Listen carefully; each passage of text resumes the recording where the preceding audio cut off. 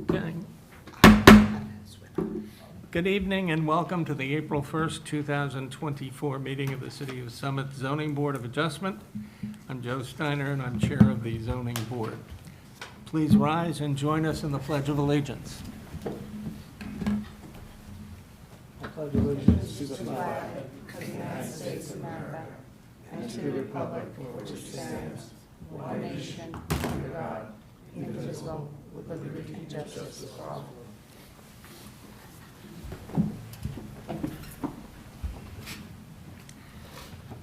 In accordance with New Jersey Statute 10:4-10, adequate notice of this meeting has been provided to the newspaper of record and has been posted here at City Hall. This meeting is a judicial proceeding. Any questions or comments must be limited to the issues that are relevant to what the board may legally consider in reaching a decision, and decorum appropriate to a judicial hearing must be maintained at all times. For the benefit of the interested public, this meeting is being live streamed to the city's YouTube page and is also broadcast on Summit's governmental channel. That's Comcast Channel 34 and Verizon Channel 30. A transcript of this meeting is also being taken using the video and audio, so we need all speakers to utilize one of the microphones here in the room, and those are the ones on the table or on the podium. We normally recently have had a handheld microphone. Unfortunately, it is not working tonight, so you'll have to use one of the podium mics. Please note that the fire exits are to my right, your left, at the back of the room where you entered, and the city does have an assisted listening system for the hearing impaired. If anyone needs the hearing assistance system, please obtain it here at the dais and return it thereafter. Ms. Sulios, would you please call the roll? Sure. Chairman Steiner? Here. Vice Chairman Loikis? Here. Mr. Yuko?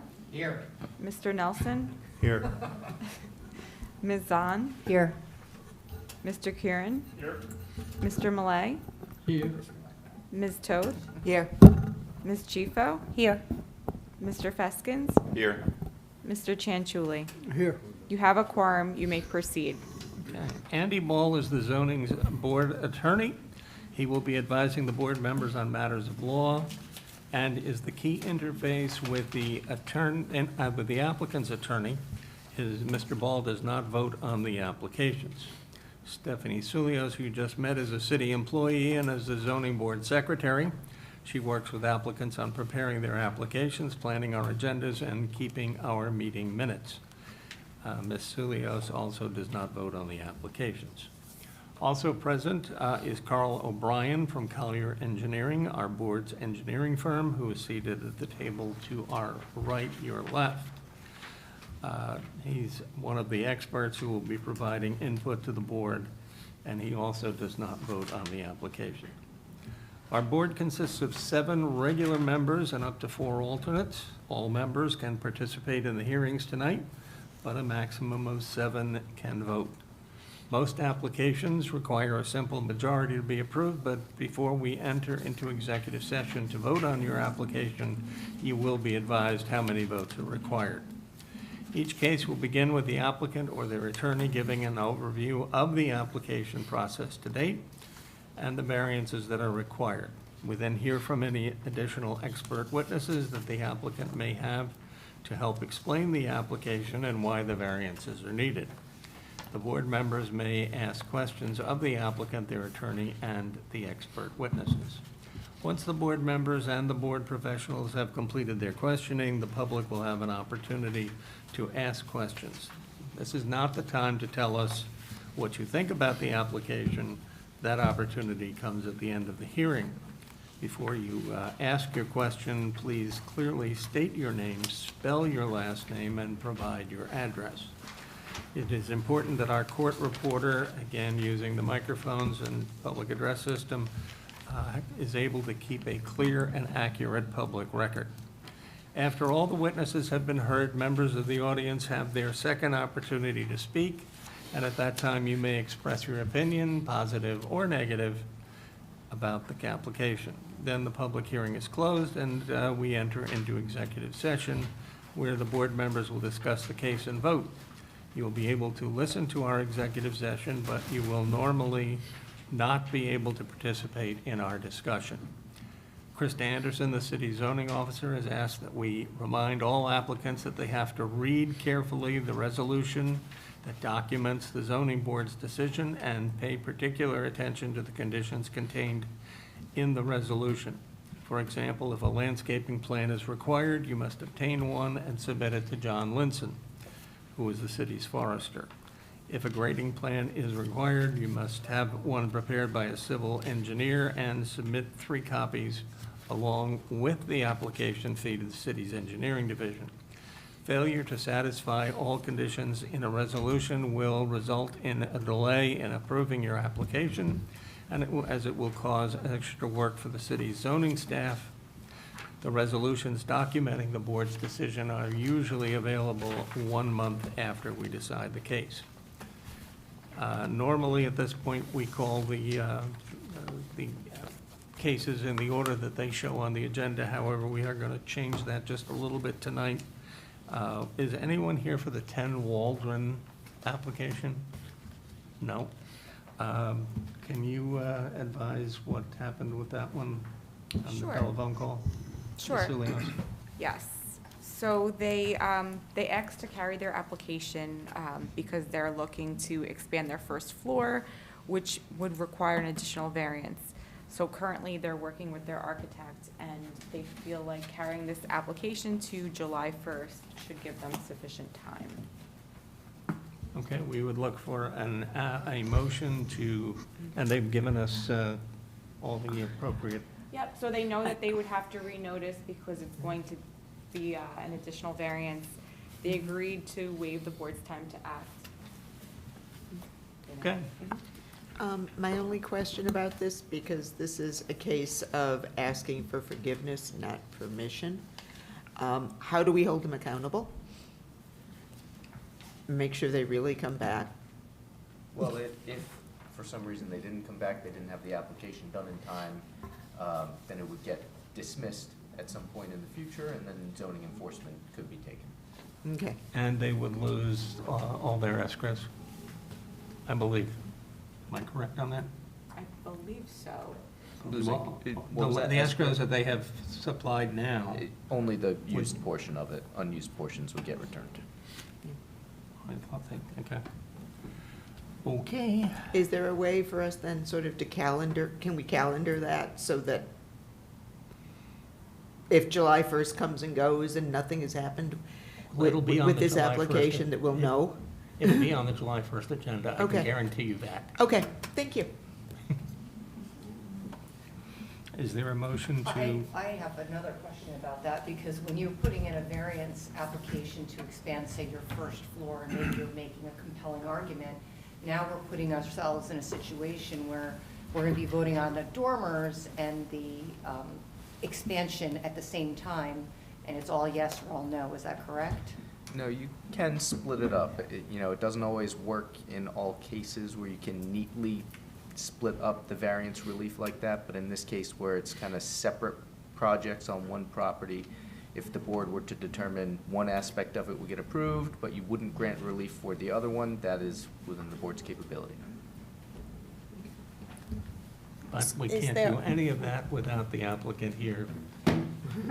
Well, we can't require them to complete this variance, this application, since it is, like you said, they're asking for forgiveness after something's done, and then say, okay, if you want to ask for another, if you want to submit another application, that's a separate project. I mean, why isn't that, I think that's pretty reasonable to ask. Ordinarily, on a first appearance and a request to adjourn, the board would grant that initial request and let them present a more complete application.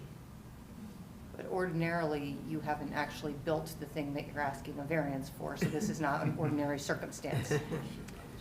That is true. And do we know why they submitted the application? Was it because somebody must have reported them? They're not, they didn't all of a sudden decide that they wanted to? We don't know, but that doesn't necessarily, shouldn't weigh into the board's decision on any application. Well, it's in Krista Anderson's thing that the application is submitted following a notice to the applicants that the dormers observed being construction were not issued the required construction permit. So the city has called them on the carpet for it. Yeah, yeah, And so, this is why they have to be here. but they're asking for a delay, and that's what I'm wondering. I mean, the city's saying you have to come here, but now they're asking for a But they will delay. not be asking for, there were a few phone calls about this already ahead of time. So- And that's why a date certain has been set. So one more question, are we allowed to, the board has to vote to approve to carry this, right? That's So right. Yeah. technically, the applicant should be here, is that not correct? What happens when the applicant, so if the Not applicant's not here, necessarily. we just go based on what they've submitted and we can continue, we could vote on this based on what has been submitted? On the request to carry, yes. No, I mean on the, if we deny If the you deny request the to carry. request to carry and then they're not here to present the case, yes, then it could get dismissed. Dismissed, meaning? Denied. Denied, okay. Could I make a motion that this application be withdrawn at this time? Well, they can't. They're not, they're asking to carry it until July. We can't withdraw it. We can, I think you need a motion to carry it. And then if the Or board deny. so desires, it can vote that motion down. And then it would not be carried. Correct? Yes. In this case, it will be withdrawn. No, that's not a withdrawal. Withdrawal comes from the applicant.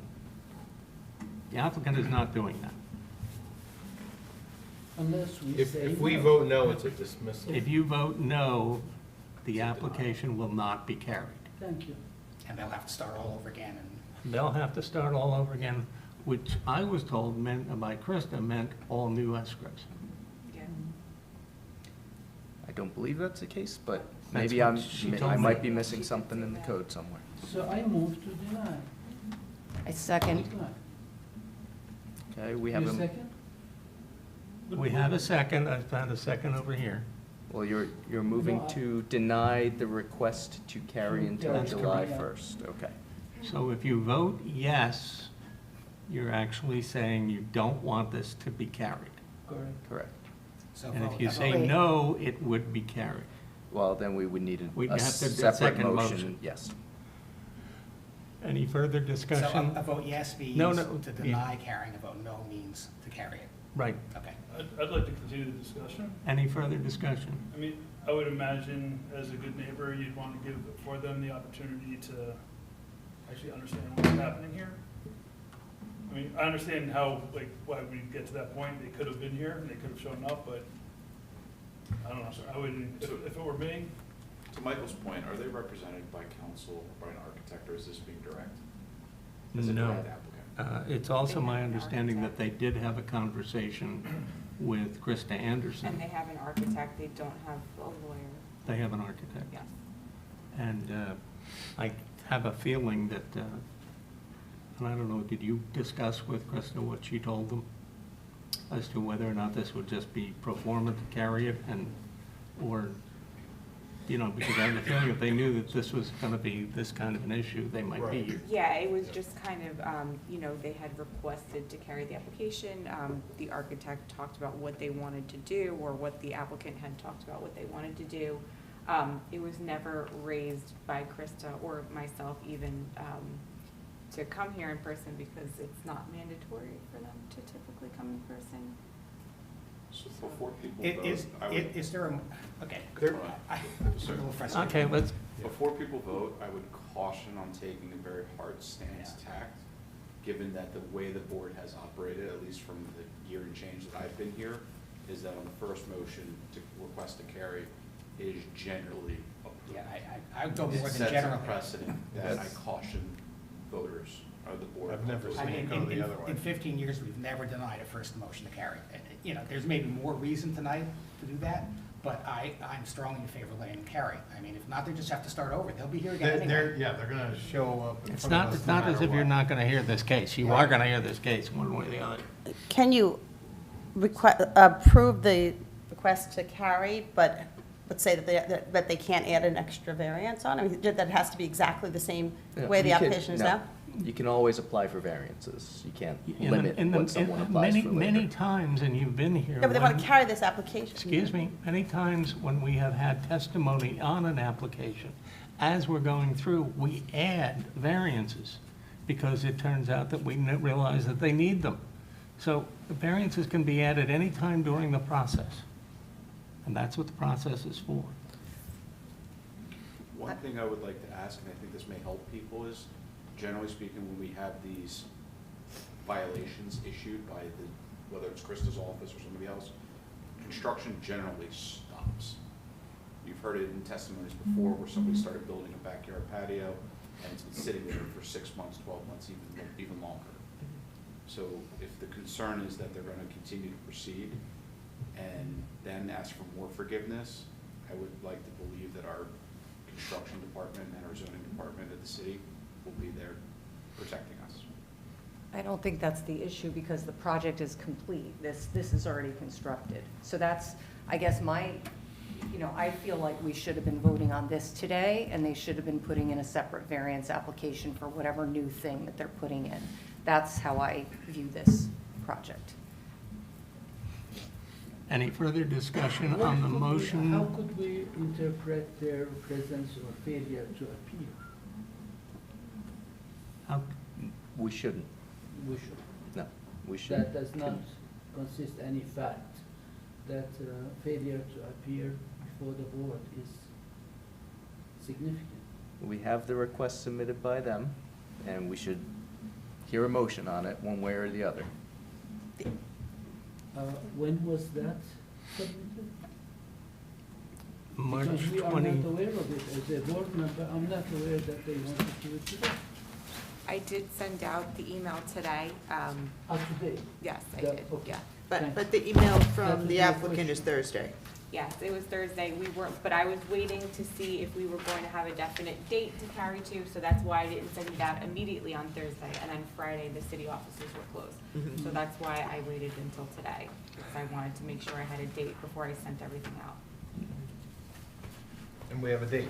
Yeah, we we have a do. date of, yes. At first, they didn't request the date, they just kind of said, can we put this on hold, and then we'll kind of talk about it and be in touch with me. And then we've had some discussions with Mr. Chairman and with Mr. Ball, and then we did come up with a date. Yeah, but we basically said, we're not going to get into, you come when you want. We'll give you a date certain, and then go from there. And Andy agreed with me, and we conveyed that to you, and then all of a sudden, we had a July 1 date, which is significantly quicker than anything I had originally put on a September 1 date, that we had to have them on our first meeting in September, and if they wanted more time than that, they'd have to come back in person. But they came back with July 1. Yes. Yes, ma'am. I have a question. I mean, you said that they could add requests for variances all along, but the email, it says, we reevaluate a plan and may look to expand. Like, it doesn't sound like they want to. I mean, they may look. So it doesn't even sound like, they're just like, it sounds like that's not really anything definite. They're still in the planning session, in the planning mode of their project. Right, they're gonna have the architect lay out the design, make sure it works with the current house. They'll probably price it out to see if it fits within their budget.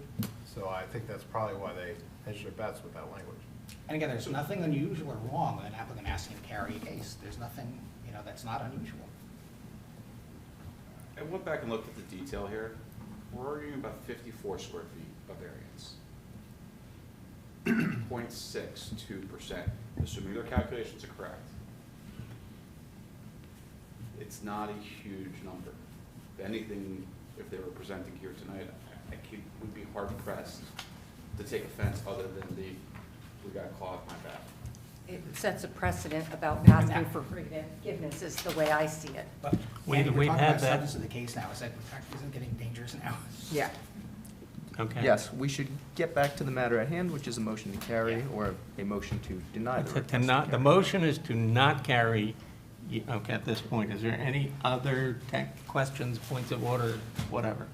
If not, this is a roll call vote. Yeah. So just to reiterate, yes is to what? Deny their motion. Deny, okay. Can we do it in the reverse? Yeah. Can we withdraw the first motion? Well, technically, we have a motion on the floor. That's why and I'm we- going that way, because we Yes. have a motion. Can the mover can't withdraw it? And Yes, I he can, suppose- if he wishes to. I just think it'd be less confusing if we have a motion in favor of carrying and people are opposed to that. It's up to you if you want to withdraw the motion. I don't. Okay? Okay. We have a motion, please call the roll. Sure. Vice Chairman Loiketz, No. Mr. Yuko, No. Mr. Nelson, I'll go with no. Ms. Zahn, Yes. Mr. Curran, No. Mr. Malay, Yes. Ms. Toth. Oh, wait, I'm Oh, sorry. No, I don't get to vote this one. You don't, I'm sorry. Chairman Steiner. No. Okay, so then the So wording on that- this. That motion fails, and Yes, if the we could motion now fails, have a and now- motion to carry. Now, the item is back on the table. Does anyone wish to make a motion relative to carrying this? Motion to carry.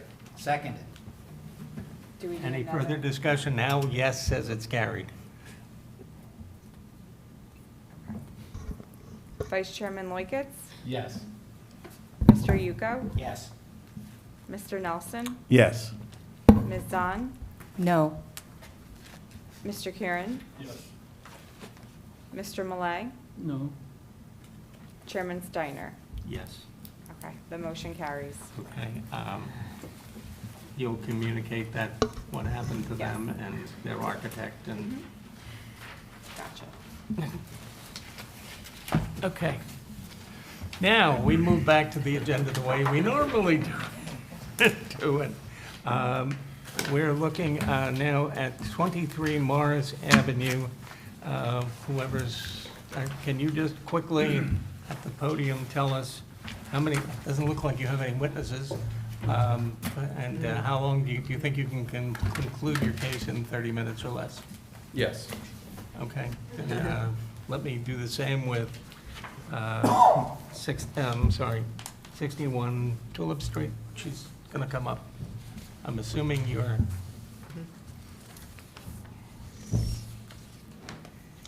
Ms. Keatris? Yes. Okay. Do you, can you just tell us, do you have, what this is about and Sure. how many witnesses you have and whether or not you can conclude it in 30 minutes? I can conclude it in 30 minutes. I don't have any witnesses, and it's to replace a garage that was demolished by a storm. Okay, then we will go ahead and do them in the order that we just talked about. So, Mr. Grablitz? Yes. Close, not close. Oh, okay, and Mr. Yuko is excusing himself from this particular All case. right, and if you could please raise your right hand. Do you swear from the testimony you're about to give in this matter is the truth, the whole truth, nothing but the truth? I do. Please state your name, spell your last name. My name is Chris Grablitz. My last name is spelled Grablutz. Thank you. Okay, can you explain why you're here and why we should grant the variances which are laid out by, there are 3 variances that our zoning officers indicated that you need, and why they should be granted. Yes, thank you. So in the beginning of 2023, we installed a play structure in our backyard. We're unaware of the zoning requirements prior to doing so, and on June 6th, we received a notice from Krista Anderson from the zoning board stating that the location of the play set was not in conformance with setbacks, specifically on my property, 23 Morris Ave, is located on a corner of John Street and Morris Avenue. And so the setback requirement for a side yard, and also because John Street, my side yard is located on John Street, is considered a front yard, required a setback, or required a variance for the setback from that location. So the play structure where it currently is located was specifically picked for a few reasons. Specifically, I have 4 kids at home, all under the age of 8, so allowing adequate room in and around that play structure so that they can run around, not keeping it too close to our current garage, as my 2 oldest are 7 and 8-year-old boys, and they will find a way to climb on top of the garage if they have access to the play structure. So we positioned it in a nice flat area, and requesting that we can leave it in the place that it's currently located. Okay, that's, okay. Questions from our board engineer? We reviewed the application, the amount of impervious coverage is what we're looking for something like this, under 300 square feet. Stormwater perspective, there's not an issue with it. Grading is not an issue with it. So from an engineering perspective, we have no concerns with the application. Okay. I'm going to ask a quick question. Yes, sir. Why did you didn't check with the building office when the construction office or anybody at City Hall when this came up and you were going to put it in? Once I received the letter, I did. No, I mean before that. No, I did when not. you didn't hire an architect? Or was there a contractor involved who would have had an architect or anything like that? We're trying No. to figure out why we're hearing this, because as you heard, we just had another, gee, I did this, didn't do it. Here you are, thank you. Again, in response to what the city's zoning officer has required you to do. Otherwise, if it hadn't been found, that would still be there exactly the way it is today. So as I've been made aware from the zoning requirements, is that a front yard setback for a play structure has to be 2 times the side yard setback. However it's worded, it's roughly 50 feet from John Street, and my property is 50 feet wide, so there's no physical location on my property that would conform with the zoning, both specifically from the John Street side, as that setback is greater than the width of my property. So any location I would put it in my yard, it would require a variance in Okay. order to be allowable. Okay, Ms. Anderson did make some suggestions as to location. Have you seen that and reviewed it? I have. Okay, your comments to that? As mentioned before, the location was specifically picked both for my kids' safety in mind, as well as our visibility from our home. Putting it next to the garage causes some concern about safety, both with kids swinging on swings and allowing access to climb on the roof.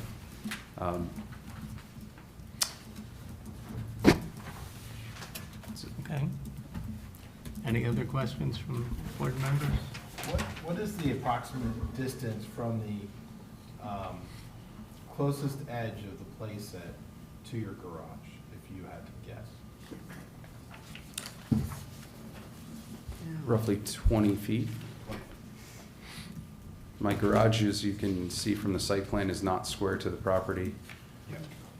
And then my follow-up would be, what would you say is the distance between the other side of the playset and your fence? The property, which side are you referencing? Not your property line, but the fence. We're 4 feet? speaking the gap on Yeah. John Street Yep. side? Yes. It's roughly 5 feet, 4 to 5 feet. So it allows access to walk around, lawn mow, things of that nature.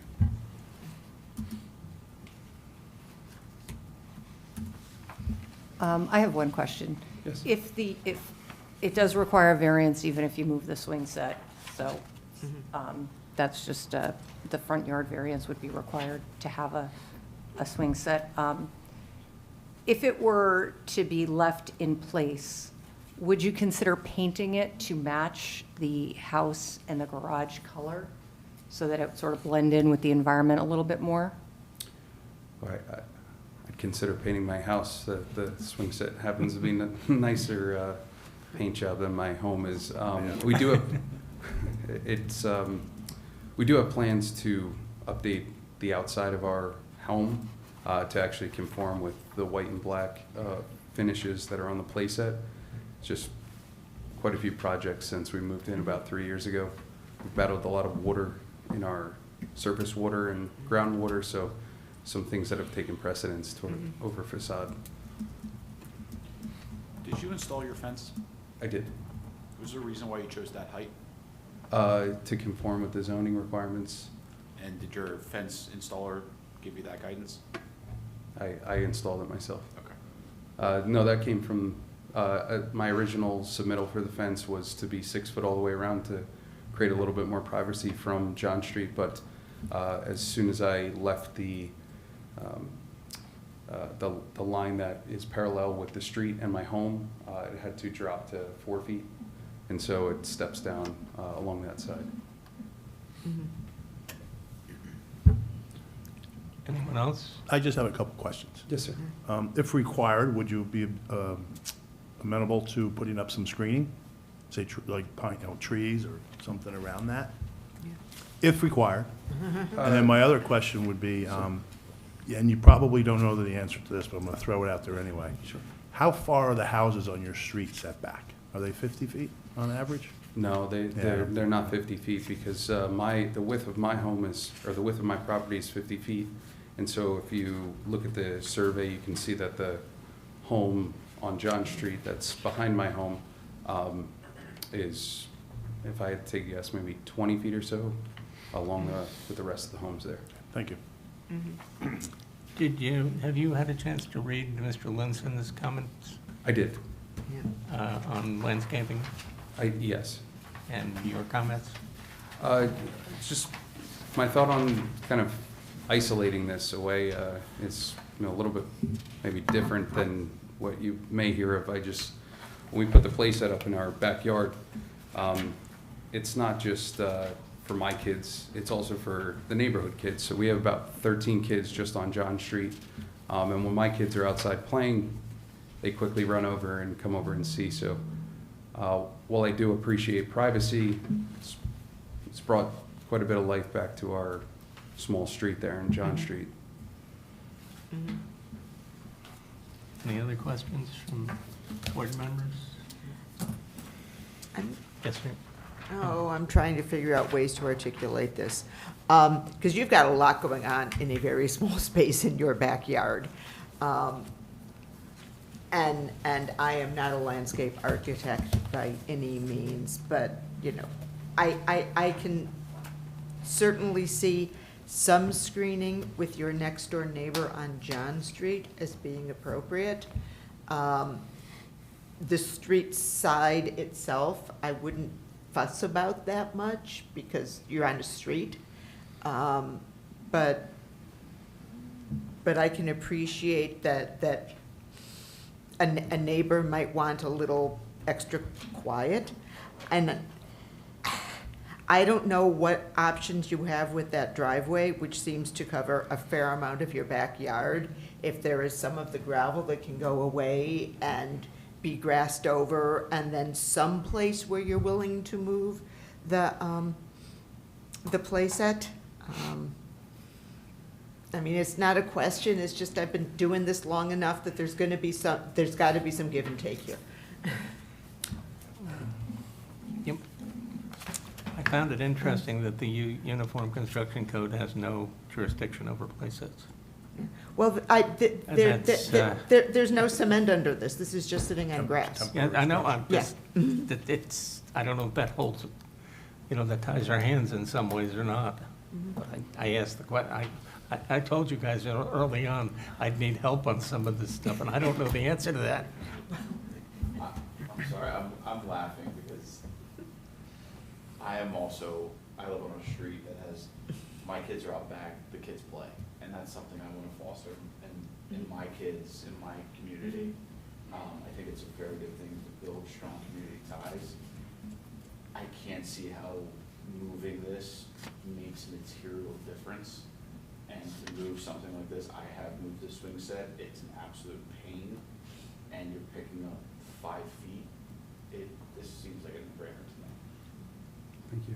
Sorry, I know we're deviating from the local program. No, just, Yeah, we gotta find a way to put question marks at the ends of these. I mean, and particularly because there's no nearby playground. This is for the kids on John Street. And now we're negotiating with ourselves. I'll be quiet. I have no further questions. any other questions from this end? I'm looking at it as a permanent structure. If we are giving the variance consideration, and it would be like a permanent structure, is it? I believe this is somehow temporary. I mean, once your children are grown up, they would like to have something different in place. So I don't see any mechanism of granting a temporary variance. I don't know if there is. No, the variances would run with the land. We've seen, conditions on very temporary variances in the past when it's a matter of, months before something changes.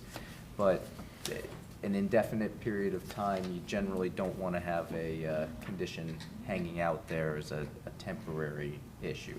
Andy, could you structure it as a sunset variance? Meaning like if this structure were to ever be removed, you have to come back? We could put a condition in the resolution. That's kind of what I was, just saying is generally that's a short-term fix. If something's in a resolution, yes, we could have that language in there, but it's more likely to fall through the cracks as far as an enforcement issue. But we could, assuming the applicant were to agree to that condition, that if the playset was ever removed, that variance would then be abolished and it would no longer apply. You couldn't locate any other accessory structures in this area. My youngest is 1.5 years old, so it's not going anywhere anytime soon. Okay. 10 years. And Oh, my 8-year-olds love it just as much, so that, if the board were to require that as a condition, would you agree to imposing that? That upon removal of this playset, the variance would cease? I don't have an issue with that at all. Okay. That could be a condition. I have a question about that. That means, but could you apply for another one? Like, so say, for instance, the play structure set gets removed, he moves, somebody else comes, I mean, they could still apply for the variance again. Sure. It's not like, You it's could not apply like, for- it's Right, just, right. it's It just this doesn't one pre- ends, but another one can. Yes, it doesn't Yes. prevent something from being located there with a variance in the Okay. future. Okay. Yes. Would a combination of that and some additional screening with your next-door neighbor on John Street be acceptable? It's just the area along, so that the fence starts in the corner off of John Street, the back corner of the yard. The fence starts at 6 foot, and then after about 16 feet, it tapers down to 5 feet, and then it goes down to 4 feet just before the parallel line that runs along John Street, and is the same side wall of my home. Okay, So- I'm speaking more of the 50 feet behind that backs up to your neighbor's driveway. on- Right, and about a I mean, little. if you were to plant some arborvitaes or something like that, vitaes or something like that on your side of the fence. My preference would be not to, only because, as you can see how that T shape comes off of the swing set, that's the actual swinging area, and so by putting trees in that area, it kind of runs the swings into the trees and doesn't really allow for the kids to kind of run around there. There is fence along that entire yard, so as it kind of blocks away from the neighbor's home, it is 6 foot tall for, that's 2 8-foot posts of 16 feet, and then it goes to 5 feet for 2 more posts, and then drops to 4 feet, which is just parallel with my home. So by that point, the neighbor's home is, it's closer to John Street than in line with theirs. I've got to ask, how tall is this place at? It's- There's a photo at the back of the I'm looking folder. at the back, and I'm asking how tall is it? It's up there, 10 feet? That tall when I'm looking at the house. It's like a fort on top of stilts, so if I had to take a guess, it's probably about 15 feet tall. Okay. Story and a half. Yeah, it's a story and a half on, and we It's- have no rules to handle it. We do, we have setback rules Right. that we can choose to enforce or not. Yeah, I do too. As the yard grades down, it's not as tall as my garage is, only because my garage, as you can see, kind of the elevation lines, it does go up and we have a taller garage, so. All right, any other questions? Just back to, question around potential screening. Even if it was something that was narrow, but right up against the fence in the backyard, just to provide some screening, so the neighbor's not looking at again, I'm not sure where the house is, but looking at a 15-foot structure. Yeah, I don't know if it's a concern from the neighbor or any of the neighbors. Well, they're not here, that's a good sign. Yeah, it's, you know, it's not trying to steer away from it, only from the perspective of being able to maintain and have the kids run around there, but obviously the screening is quite expensive to put in. And we do have grass all around that area, so, you know, as mentioned, we don't have much of a backyard, but we try to utilize every square inch we can.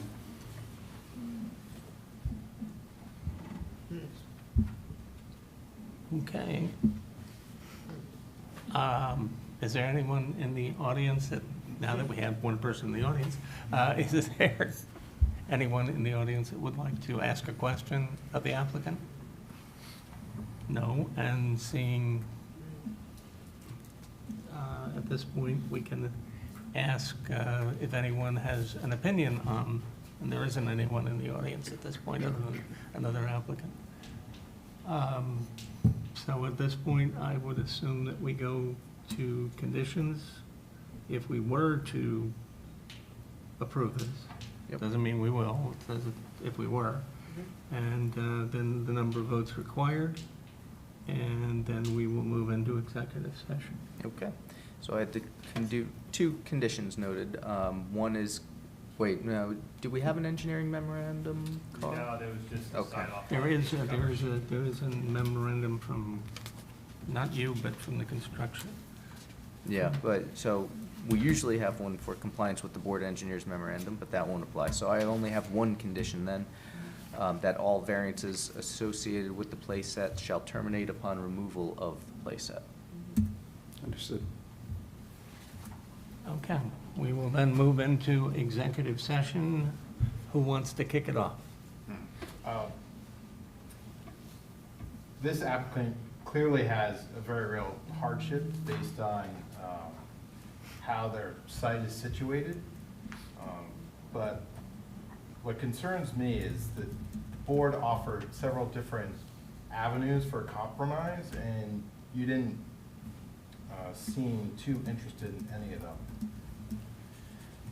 And I think Claire actually had the best way to approach this. That playset can easily move a few feet forward, so there's still room behind, and get some very much needed screening. This is a gigantic playset. I understand you're constrained by your lot, but at the same time, I think in order to grant this variance, we're gonna need to hear some willingness for you to work with us to allay some of the traditional concerns we have for cases like this. So for me, that would be moving the playset just a few feet forward. There's still plenty of lawn in front of it, and allowing enough room to grow some arborvitae or equivalent to screen a 15-foot tall structure from the neighbors, whether they want it or not, and then have enough room to pass through on the other side of the playset. Anyone else? I'll chime in. I have 3 young kids under the age of 7, so God bless you. Having grass for them to run around is very important in my household. I understand, and I actually agree with Mr. Oikis here. If you're going to move it, I would suggest that the board give guidance, because it's not just, it's 2 variances currently. If you were to move it over towards the garage, I was very concerned, because I know my kids for a fact, they're younger, would definitely get on that garage. I would be imploring the board to look at, or request 2 things. Rotate the PlayStation 90 degrees, but also trying to set a minimum side yard setback, because getting to 15, I think maybe a little bit much, but something like, say, 10 feet to give that room for an arborvitae can make sense. But say, Jay, even if we moved within 10 feet of the garage, I don't know what child's gonna jump 10 feet No, I'm from the saying- playset over to the garage. What I'm saying is Yeah. moving it so that you're at least 10 feet from the setback. Yes, Versus getting it to 15, because that's really only moving it towards the driveway. yeah. And I don't know about the applicant's kids, but I know my kids like to catapult and jump off the swing, and hitting grass is much nicer than gravel Yeah. or driveway. Agreed. But frankly, the front yard setback of 50 feet, that's just impractical. It's a clear hardship there. Yes. So moving it closer to the garage, I'm more concerned about the neighbor on John Street with some kind of privacy and pushing it closer to the Morris Avenue location than anything else.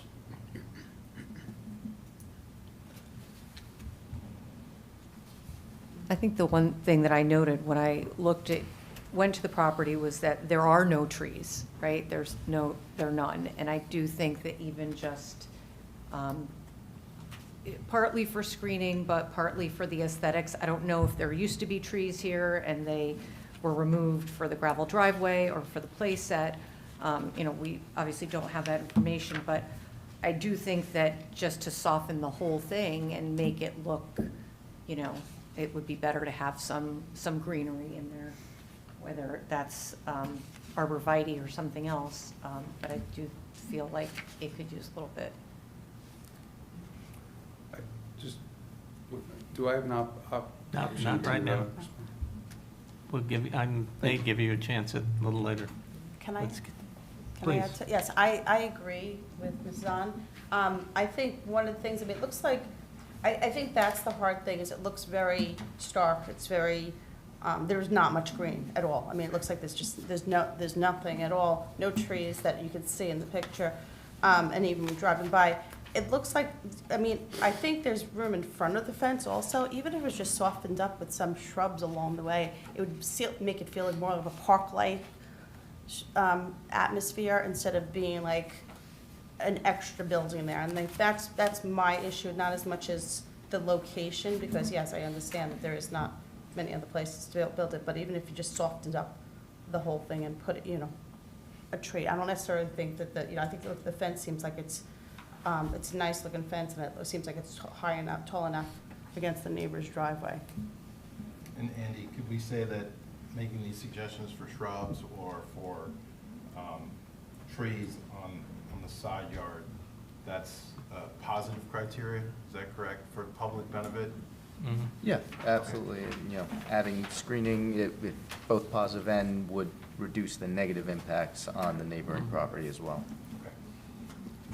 Could we perhaps condition it to the consultation of the applicant with our engineer and our forester to come properly with a way to move, to help him with his dimensions of where he would need to move it in order to get what you want at the other end? Because I don't know I don't know how far he has to move it. 5 feet has been suggested. Krista said, flip it 180 degrees. There are all kinds of suggestions on here, but we've got to, I think or we does should. he have to hire one and come back to us? Well, I think we should, if we're going to be considering a motion tonight, we should have final setback figures that we're willing to allow as part of the variance, because we can't just leave it completely open-ended I understand. for the engineer to determine. Well, had either Scott or Jay suggested 10 and 10, I thought, which, given the size of the lot, and the need for kids to move around struck me as reasonable. Yeah, I keep checking both sides in case there's any other comment. And any thoughts from engineering? Yeah, that's, if you go with 10 and 10 or whatever the board decides to go with, what we can do is we can work with the applicant and through your zoning office and building department to make sure that, you know, it doesn't have to come back to the board again. We'll just work through the details to make sure that whatever's agreed upon, that's what's gonna be met, and that's what's actually gonna be moved or built or whatever is agreed upon between the two different parties. So I guess it would be a condition of approval so that I can handle what we need to do to make sure that what the board's looking for actually gets executed. Is that, now I'm going to ask you, is that something that you are willing to accept? A 10 and 10 with the concurrence of And the screening. engineering and landscape And the screening and the screening? on the side. What would be greatly appreciated is to be able to leave this structure where it is. It's, as mentioned, it's. You're not hearing us. I'm sorry, if I may. But to plant coverage inside the fence along the neighboring property and to the outside of the fence along John Street to meet the length and the width of the structure so that the corner of the lot has a privacy screening with something like a skip laurel or arborvitae, some sort of plant. Any other comments from the board? I think just I to- take that as a turn down of the condition. I think before we get too deep into the weeds here, I think Claire's suggestion was only along, Well, it was Miriam who had Miriam, suggested okay. along John Street. yeah, and really it was our forester who started the whole thing. Right. We just kind of cut it back. Yeah. Just along that 50-foot section, if you're on John Street, fence to the right, just to shade your neighbor a little bit. I think, we're trying our best here to let you leave tonight. You just gotta comprehend what we're saying. And I know it's expensive. I have the same size lot. I had a swing set. I went through the whole thing. I get it. But at the end of the day, there are rules, and we're bending them a little bit because of the hardships and the positive aspects that we're describing to get this done. I appreciate that. Point down to. Yeah, just to clarify, I was not suggesting that there had to be screening along John Street. I was just suggesting that some greenery added to this property would, as Ms. Chifo said, soften just the look of the whole thing, and whether that's along the back, we'll call it the backyard, the neighboring yard with the neighbor on John Street, or somewhere on the property. It seems this property would benefit from that to sort of distract some attention from the play set. Yeah, I have always planned to put some sort of tree cover along John Street, just patiently waiting, saving rather. Like, Good, good. Yes, ma'am? I'm suggestion that we let them keep the place at where it is, because I think it seems like we're more concerned about, it seems like a lot of us were more concerned about the screening. And because even if you move it visually, I don't think it's gonna be that much of a difference. It's gonna help with the numbers and the setbacks and everything, but you're still gonna see it. So I think the emphasis should be on the screening, and not necessarily, I'm not necessarily the screening, just the softening of the hardness of everything. Thank you. Well, I thought I offered an opportunity for the applicant to help us, and unfortunately, we got turned down. And we really need to get this thing to be safe and to be properly screened And I just don't see that happening. And I'm not sure what happens if we turn this down. If we turn it down, it's in violation. I assume that Ms. Anderson will come and issue a citation. We'll go to court. Have I got it right? That's a possibility. And the judge may order it removed. That's any number of things that can happen if we turn it down, but I'm not sure that I've seen a compromise here that's good enough to accept leaving it where it is.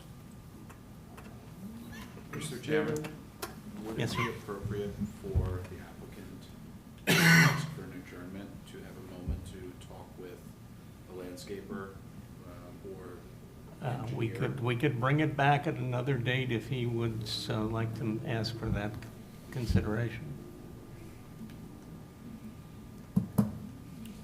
Could it be a condition compliance with the city foresters? We're just giving him additional time to consult with whatever experts he needs to talk to in order to come back with hopefully a compromise that this board can, and, you know, do we have a date that we could offer? May 20th? Okay. But again, that's up to you because you can see where the board is going. And I don't believe I noted the vote requirement before, and just want to clarify that. We have 7 voting members here tonight. We need 4 to approve the application as it only involves C variances. So before we talk about potential other dates, you can, I think, May 20th, if you are willing to carry it, discuss it a little more, look into it further. And come back on the 20th with, hopefully come back on the 20th with a revised plan and maybe even accompanied by somebody who's an expert in letting us, explaining what needs to happen. Would the board be able to consider the landscape privacy and? All at the as a same con- time As a on the condition? 20th. That wouldn't be something we could consider tonight? No, I think we want to do it all in one resolution, which would be taken at the Well, next meeting. I think he's asking if we can move forward tonight with the vote if you are willing to add screening. Is that what I'm hearing? That would be appreciated. Okay. Sorry, just clarification on that. Are you asking us to potentially move forward with the location as presented, but adding the screening? Correct. I open it for discussion. Well, I have one more question, because I just think screening, that word is tricky, right? Because screening suggests you're gonna put arborvitae in the back, and you had already said that if you leave it where it is, you don't actually have room for screening. So I just wanna clarify that. I think we can dictate, we can say, So- if we need screening on John and on the side yard property line, then that could be a condition. I was just Okay, saying, so- generally, we would condition it to. Right, so that it would have to, probably will have to move a little bit, basically, to put that screening in. Based or on based whatever on- circulation yes. he needs. Right, okay. Or Yep. however he wants to use it post-screening.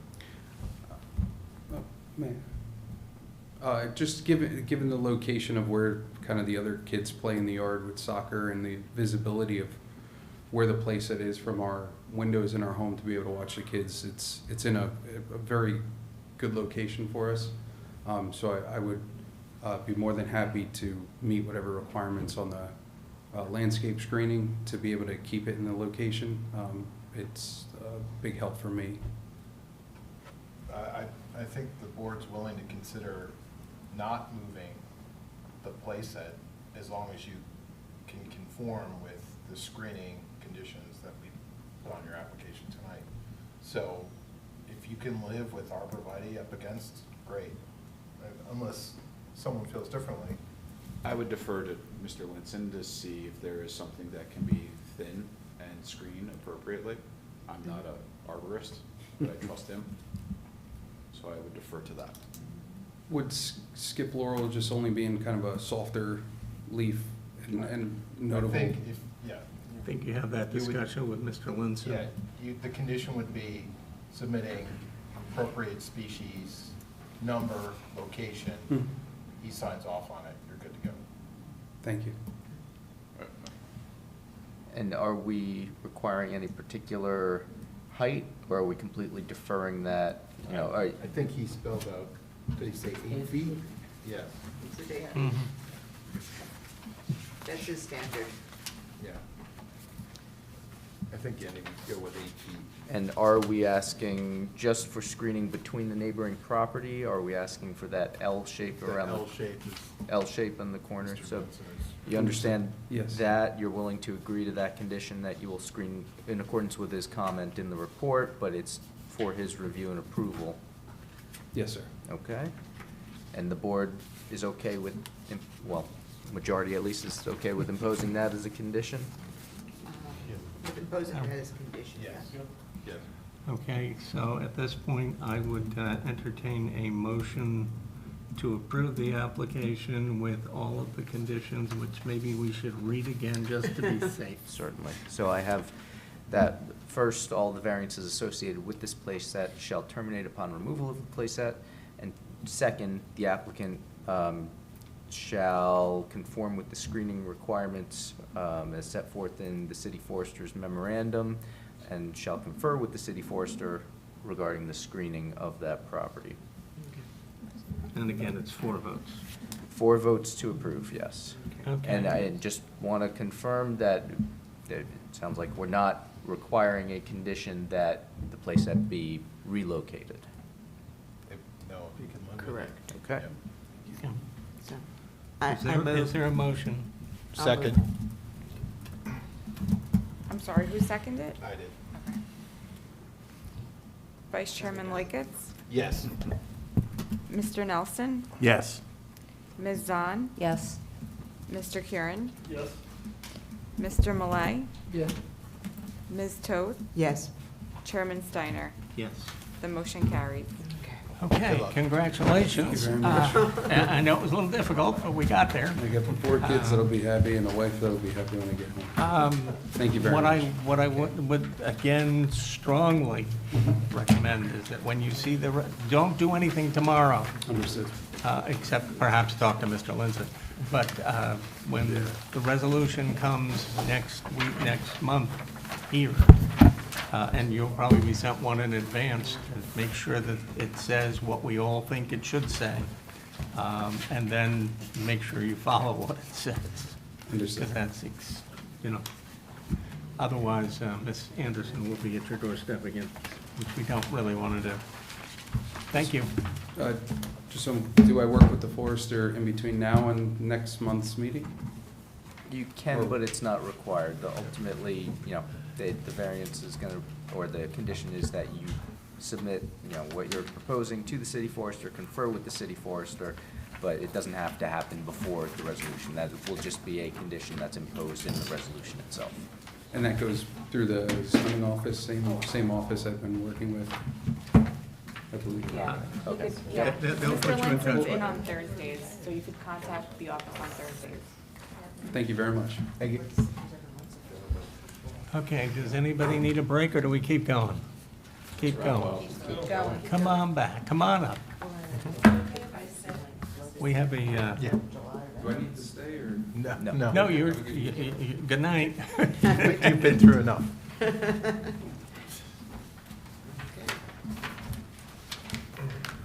I'll swear you in before we get started. If you could raise your right hand.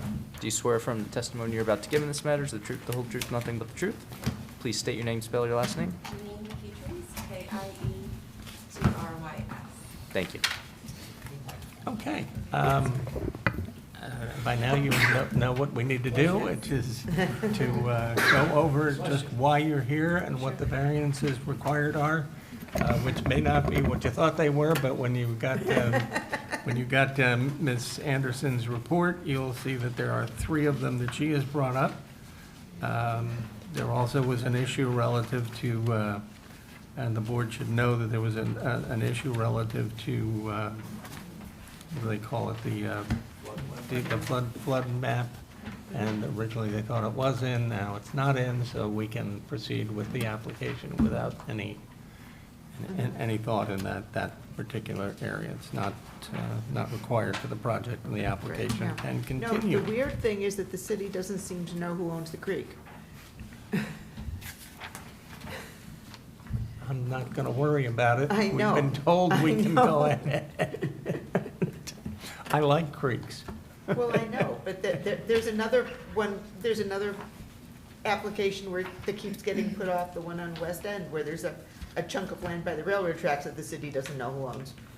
But we're gonna help Okay, never mind. this applicant now, if we can. Okay. So why, obviously you had a tree decide that it liked your property. Yes. So on August 13th, one of my neighbor's trees fell down in about a 15-minute storm in the middle of the night, and it took down 2 other trees with it. They demolished my single-car detached garage, which was grandfathered in on my property. It also damaged my house and my car. So this is my third and final step in the repairs, is to rebuild the garage in the exact same location with the exact same dimensions. Even though the ordinances today require. So why do you want to do what? Is there a possibility to build it so that it has the wider? So if it were moved to the other location on the property on the other side of the house, it would have the same issues with the rear and side yard setbacks Okay. and the creek flood, whether it's flood or not flood zone. So if it were moved to another location on the property, it would have the same issues, and it would be an extreme financial hardship, and there would be 2 100-year-old trees that would need to come down to do that. That doesn't look like something we want to do, but, okay.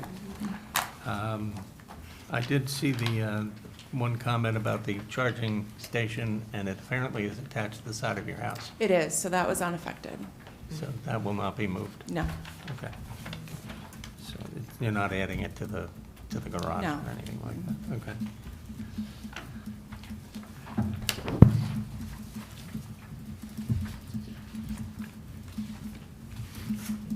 The lot is undersized, so again, we go back to how many times have we done this calculation that if it were the right size, we wouldn't be here? So I think we can do that calculation real quick. So that's one particular area that we talked about. Carl, do you have any questions? Well, we did a review dated March 11th. The board should have a letter for it.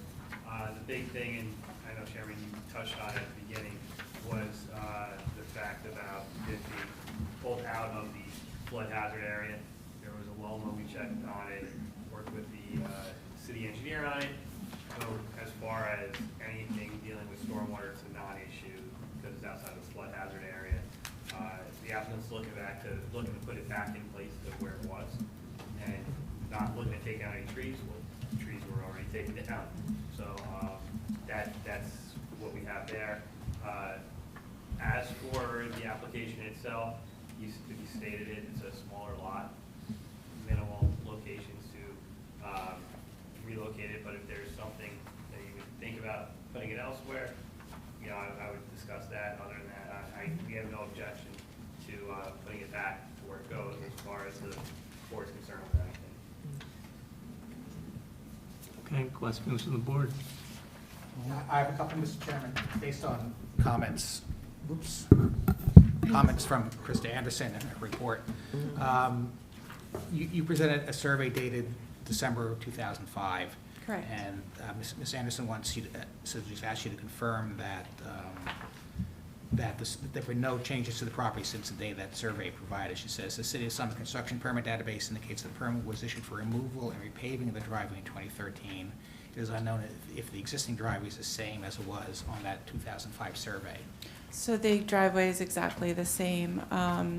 All the driveway crew did was to dig up the asphalt that was there and resurface it. There are Belgian blocks that separate my driveway from my neighbor's driveway, and those were not touched, they were just repaired. So nothing was changed within the confines of the space. Okay. Yeah. And walking around there yesterday, I agree with one of her other comments, that it looks like it's going to be difficult to construct, replace the garage you had without, quote, trespassing on the neighbor's property, so she suggests that we add a Right. condition.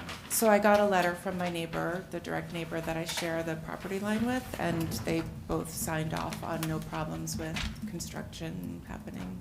Okay, can you provide that to us? And Sure. we'll mark it as what, A1? So I think, Mr. Wall, we want that as a condition, though, in some fashion, correct? Yeah, we should impose that, and It I brings it- imagine that you don't it have any just- objection to conditioning that any construction, any required entry onto their property, you'll receive their permission. Sure. Okay. Yeah, we're the owners of 63 Tulip Street and immediate neighbors to Janie Keytrees? Close, Keytrees, yes. Anyway, of 61 Tulip Street, the purpose of this letter is to grant permission for her contractors to enter upon my property in and around the area of my garage for the purpose of rebuilding her adjacent garage. And it's signed by Sonia and Carlo Polgar. I guess that puts it on the record, the hard way. And just one other question. I think, well, the forester noted that he doesn't, he has no objections. He says no trees or landscape will be disturbed. He has no objections. When that tree fell down, did it take out, and did you have any other landscaping back there that the tree took out besides? So it was from my neighbor's house across the creek, so it fell over the creek onto my garage. It damaged a couple arborvitae, so they'll be replaced. You do plan, okay, Yeah, maybe it damaged 2 out of 6, okay. so they'll be I'm replaced. assuming there's an insurance company involved in this? There is, and it's been a lot of red tape. Okay. They never want to pay the claims, do they? That's all I had. Okay. Anyone? What prevents us from having a 4-foot setback on the left side? I don't see anything that prevents moving that.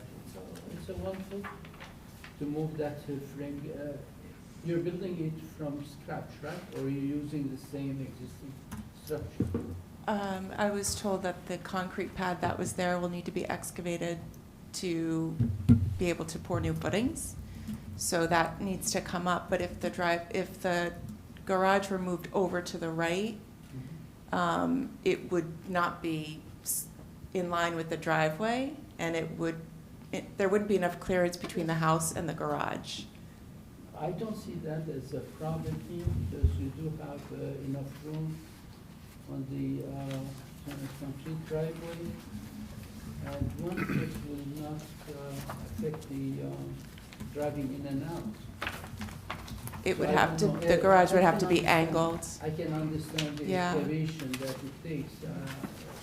That might be a hardship, but just adding a foot of concrete or foundation to the right and moving it a little bit. It would have to be angled in a different direction than the house in order to be able to, if you moved it over to the right. I think, I'm challenging my brain, but I think wouldn't that also add lot coverage? Yes. Yeah. It would add impervious coverage. You now have a seam from the existing asphalt to the brand-new asphalt, which would wind up going in there, and that would be a point of future failure, because it wasn't all poured at the same time. I'm not sure what's exactly under the existing driveway, if it was just 2 inches of asphalt on top of stone, or is it on top of dirt, or what have you.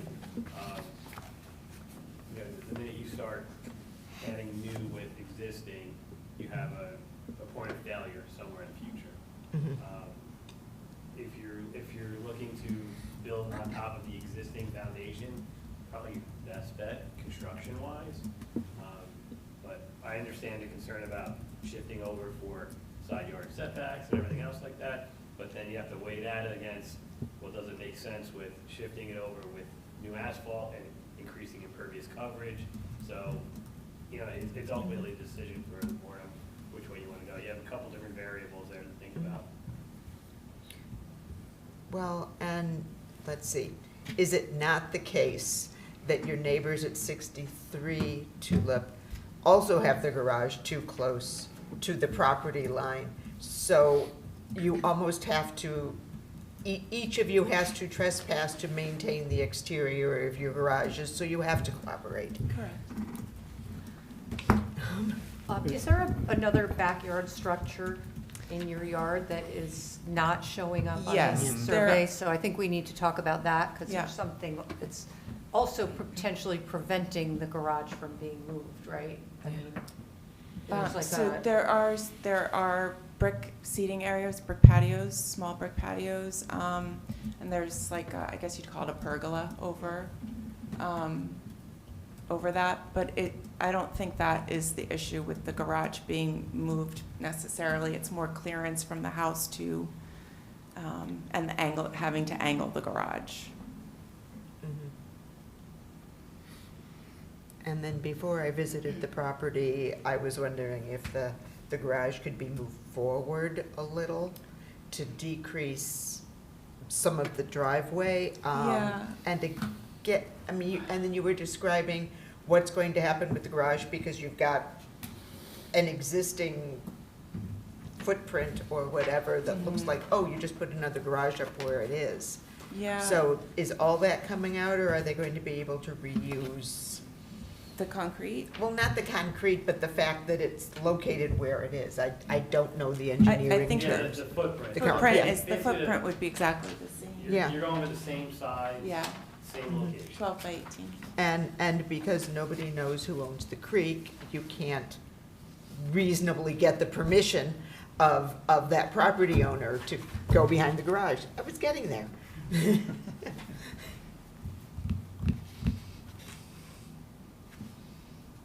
I think there is a need for a better survey or a more More current, current one.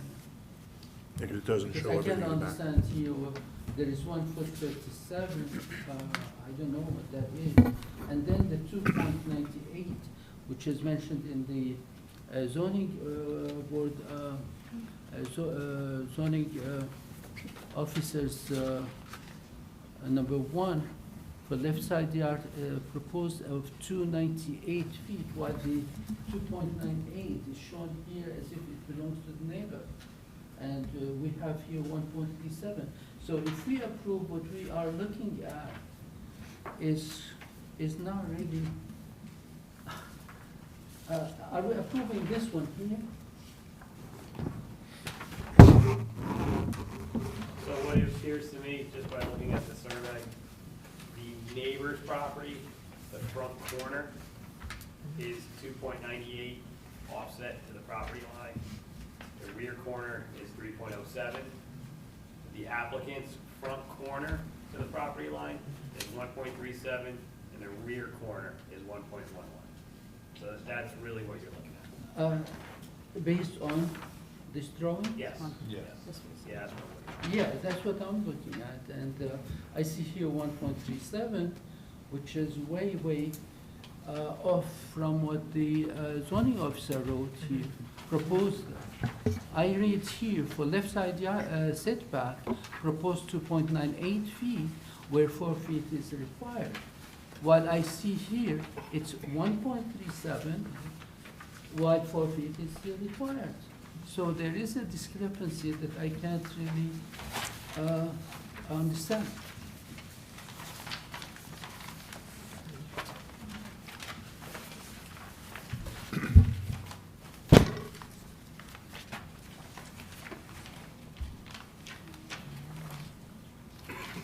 So aside from that confusion, right, and mistake on one or the other, garage is taken down by trees, natural disaster. They're looking to replace it as it is, Correct. existing position, no changes. There's a creek in the back, you have a neighbor's garage, 4 feet from your garage, right? If we were to ask you to move it, then that would require changing the size of the concrete driveway, potentially angling the garage or leaving it as is depending.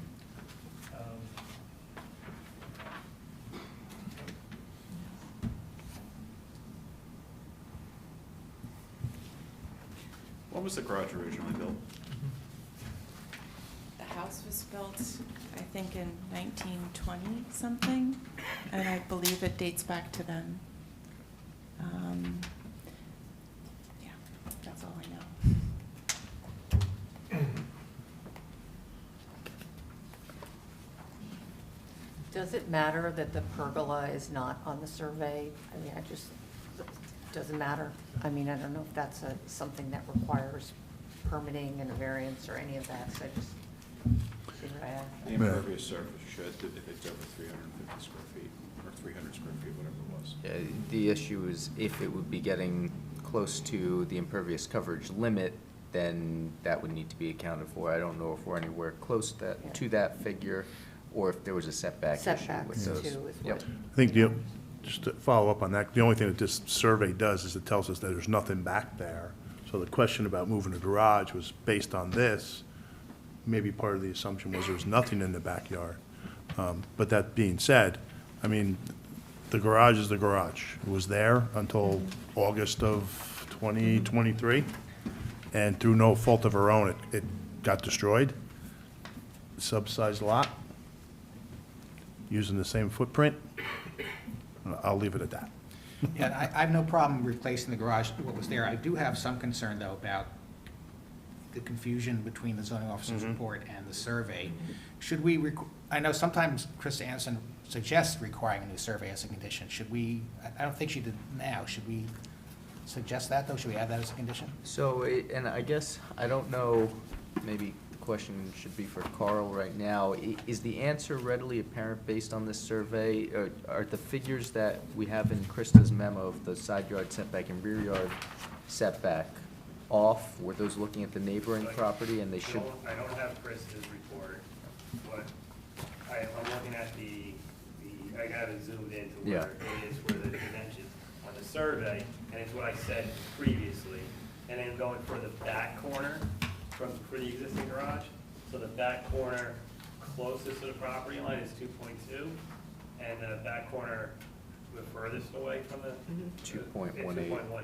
Yeah. So it's, And then it whoever looked- did this survey back in the day, just took the corners of the structure Okay. and just went to the rear property lines and side property. So we think then that the left side yard setback is being proposed at 1.11 Yeah. lines.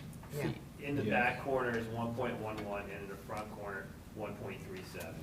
Yeah, so, 2.98 and 3.07 is on the neighbor's property, Right. according to the survey. so I think that's the answer. You know, it is a valid survey, and I think we can pretty confidently go with that, perhaps just asking for confirmation from our zoning officer that those Okay. are indeed the figures. Okay. I mean, and this came in late, one hesitates to question Krista, but she may just have been rushed. It's a tight spot with a lot of numbers. Yeah. So if you're looking at this and not diving into it, or like I'm able to zoom in on it on the screen, so I can pick it apart pretty easily. If you're looking off of a 8.5 by 11 sheet or 11 by 17, you might not be able to see that as clearly. You could see how those numbers might be. Yeah. That's Yeah. true, yeah.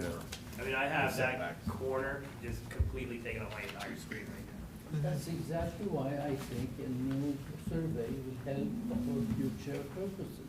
But it's gonna show you the exact same dimensions. Yeah, but at least we know what we're talking about. We do know. It says it right there.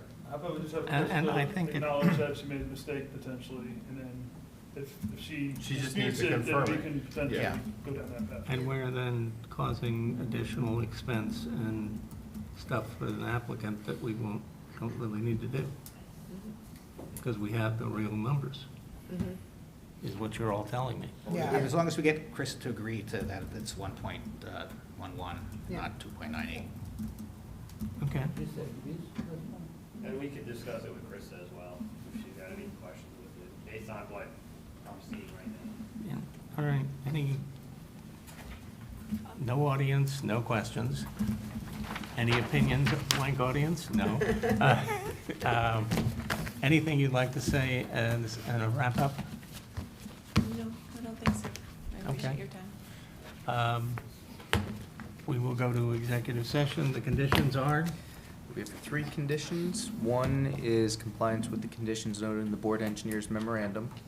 Second, that the applicant shall obtain permission from the neighboring property owner for any potential entry onto their property during construction of the garage.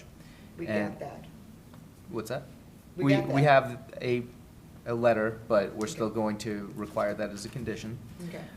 And third, the applicant shall confirm with the zoning officer that the final left side yard setback figure is 1.11 feet. And once again, only C variances are required here, so 4 affirmative votes would be required to approve. Okay, who wants to open up discussion? I would. I think it's a very reasonable application. I mean, she had a garage, I don't know how long. She lives in this property, probably in here somewhere. Very reasonable. The garage was damaged and destroyed by a storm. She's asking to rebuild the garage. The only thing that I suggest is, if you read the Historic Preservation's comments, just saying that, you know, just to try to, if you can, design the garage where it kind of fits in more character with the house. I mean, it's a chance to maybe make an improvement there. But I support this application. Yeah, I agree with all those arguments. I think, you know, assuming you get your insurance company to cooperate, it may have done you a favor in the long run. May have bought you a new garage that I'm sure the old one maybe look good, but I'm sure it's going to be in better shape once it's replaced. Yeah, I think replacing the garage that was there, you know, we're not adding to any situation that didn't exist before. It is very tight back there, but I think that's the necessity given the configuration of and the size of the lots, so I can support it as well. Anyone else? Okay, I think, to be honest with you, I think when nature takes down something that we built and that they had nothing to do with it, they should have been allowed to just put it back up. But that's not the way it works, that's why we're here. But I don't see any negatives to this. The neighbors will have everything that they had before. You will have everything that you had before, which is positive for your family, because right now you don't have it. And I totally support where we're at on. So I would entertain a motion. Make a motion, we approve. To approve. Vice Chairman Loiketz? Yes. Mr. Yuko? Yes. Mr. Nelson? Yes. Ms. Zahn? Yes. Mr. Curran? Yes. Mr. Malay? Yes. Chairman Steiner? Yes. The motion carries. Good luck. So I contact Krista with that confirmation, or? It's that the resolution will come in a month. You'll receive a copy of it probably ahead of time.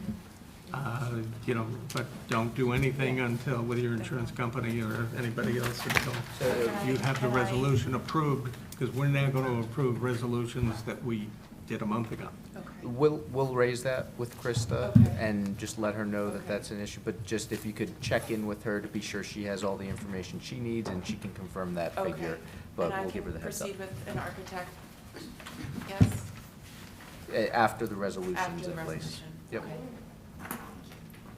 Okay. We have some resolutions to approve. Sure. You're perfectly welcome to say, You can go. you can go if you like. Yeah, you can hang out all over the lawn. Before we get to the resolutions, I just want to note, I was contacted just this evening, right before I was leaving for the meeting, by the applicant at 58 Beverly. They indicated that they just got the draft resolution. It was stuck in their spam filter. They were away this weekend, and they didn't have a chance to review it. They are asking that they have the opportunity just to have their architect review the resolution, make sure it looks good. So we're asking it to carry it to the next meeting for approval, which we're within time to do. So I would recommend that we just Okay, so we carry will that. take that off the agenda and move forward with the one. Yep. Okay, so the resolution that we have on for tonight is 7 Essex Road.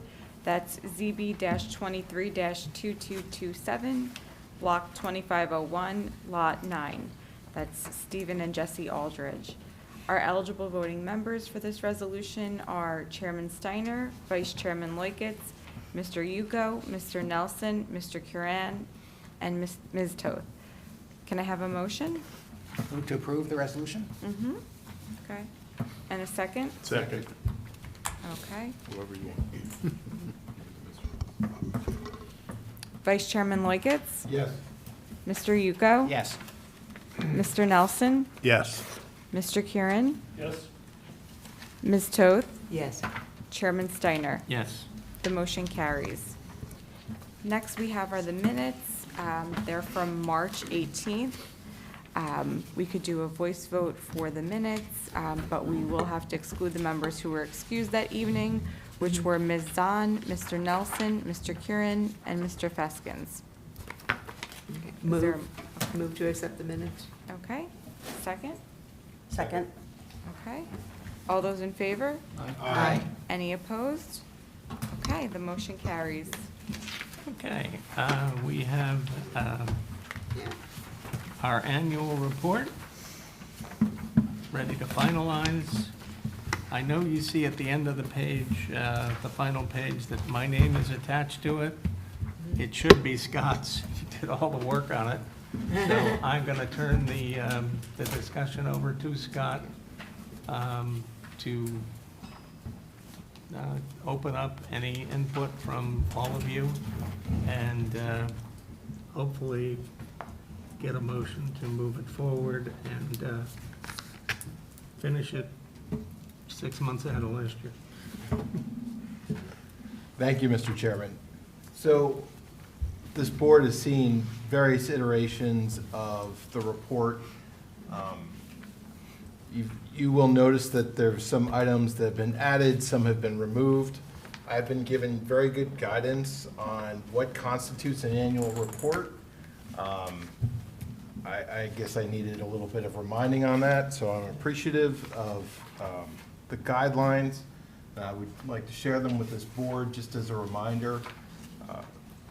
The purpose of the report is to take items that we see in actual cases and then put them forth in this summary as a way of suggesting possible changes because of the anomalies that might occur during our regular business during the year, okay? So we are not a policy-making group. While I was given some excellent suggestions about some various, I would say, policy changes that could be part of the future reimagining of the master plan that's supposed to happen every 10 years, we as a body cannot engage in that sort of conversation through this report. And there were some other really good suggestions about some of the items that people have seen that they like or don't like. That's fine, but we have to find certain language that makes its way in the form of a recommendation rather than a personal preference. So that's why you've seen the changes that have taken place to the draft of this report. Now, having said that, we would like to come to a consensus.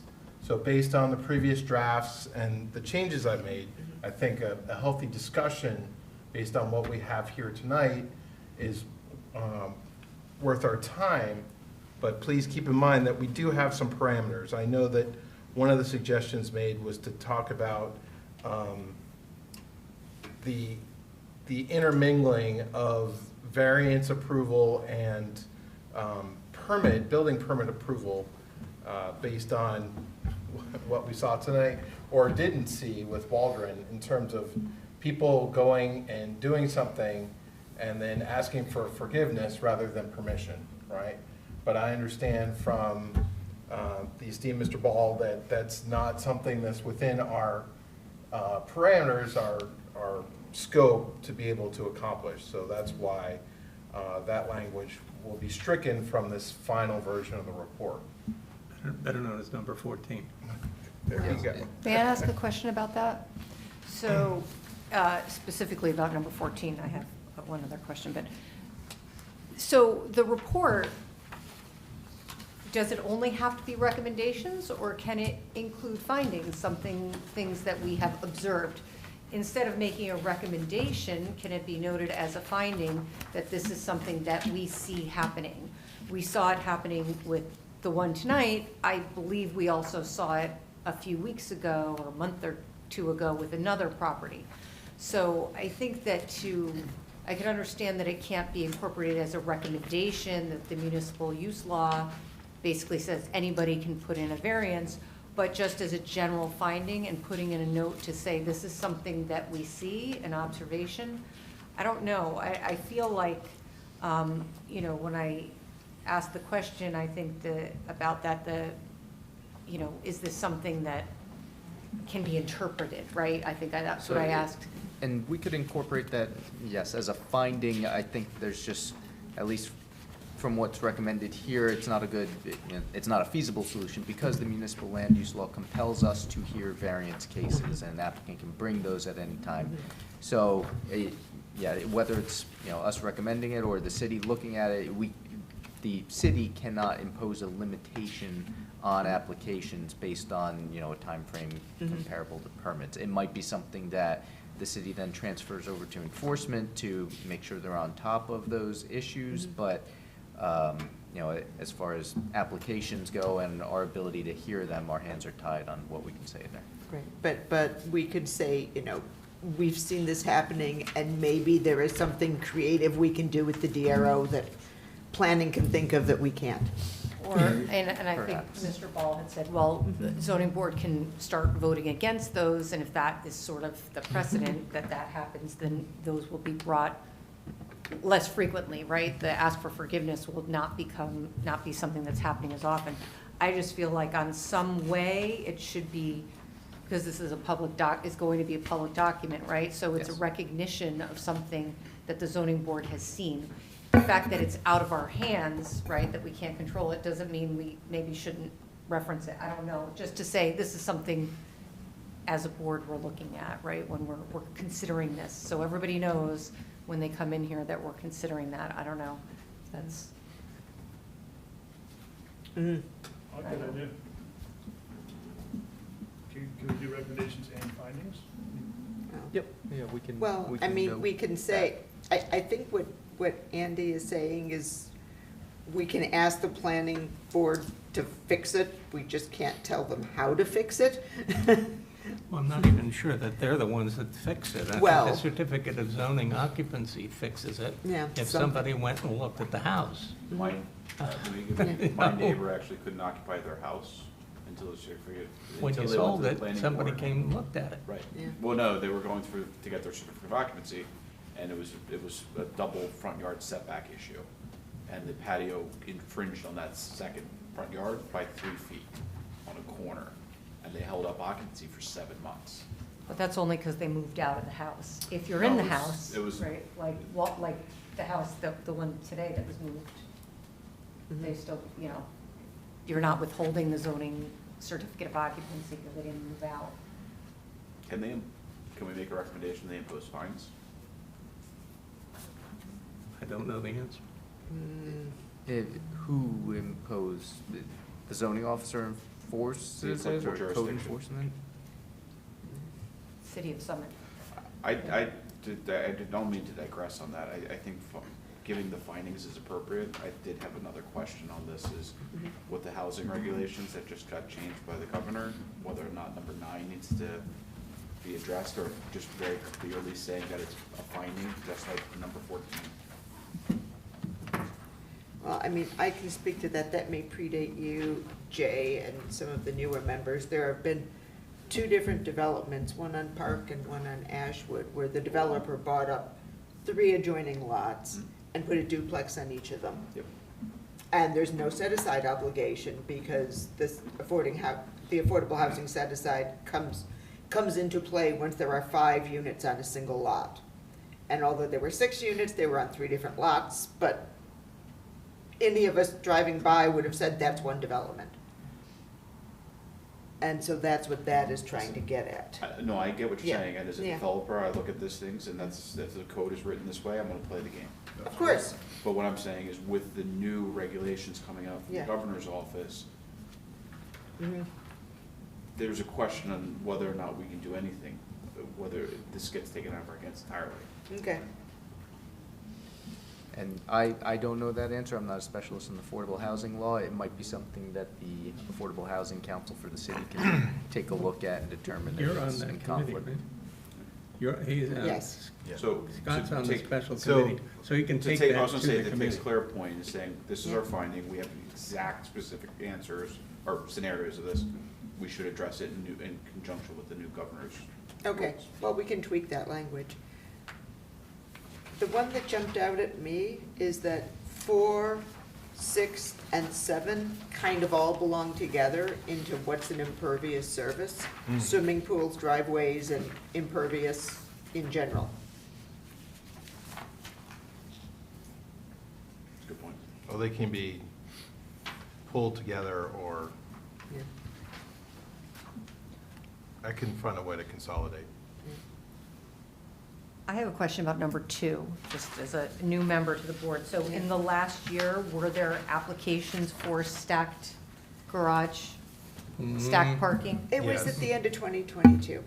Yeah, at the end of 2022? yeah. All right, but not Yeah, since. I'm Don's just- favorite project. Well, think I was there's- just wondering if in the last year there were, Yeah, there's Because There's is a that a grand, there's a grand 2023? total of 2 buildings, I believe, in And Summit we that had have one a stacked year and a parking. half before that Yeah, yeah.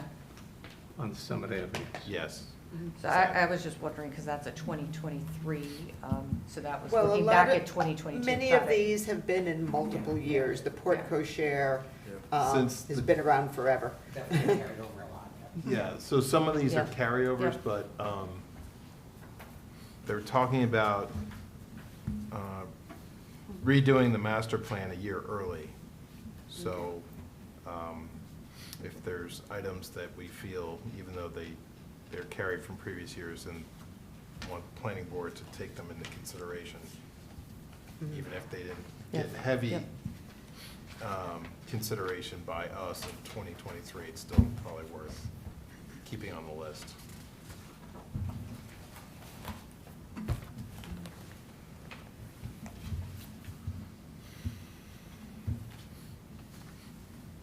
Okay, Okay?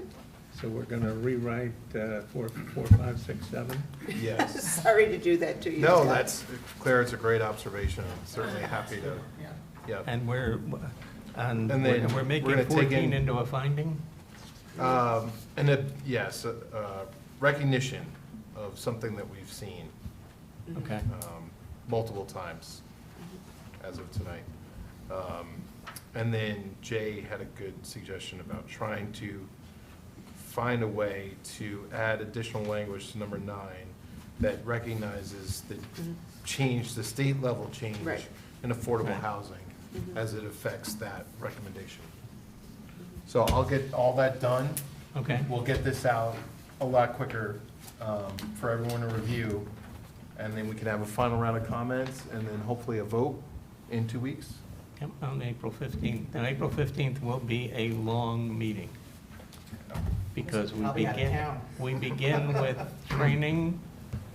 that starts at I 5, believe yeah. that second training session Wee. with Krista is that night. And it starts, what, at 6:45? No, it starts at 5. I'm sorry, 5. Yeah. Okay, it's really early. And then we'll have some refreshments, and then we'll start at 7:30, and we have 2 significant cases on that night. One, we are giving an hour to restate their case, and the other one then starts, and we understand they'll probably take the whole night. So, 11 o'clock, it will, 5 to 11. I apologize now. All right, so we might be voting on this a month from now. Well, no, if we indeed have the draft with, and, please use email and talk to each other. Talk to Scott and let him know what you think. If we've got an agreement that everybody's on board, we can pass it. Great. Great. We do resolutions rather quickly, if indeed we have consensus. Excellent. Am I allowed to say that? I did anyway. Any, forgiveness. it's the night for it, I know. Our next meeting is April 15th. Any other business? If not, a motion to adjourn? Second. All those in favor? Aye. Good night, all.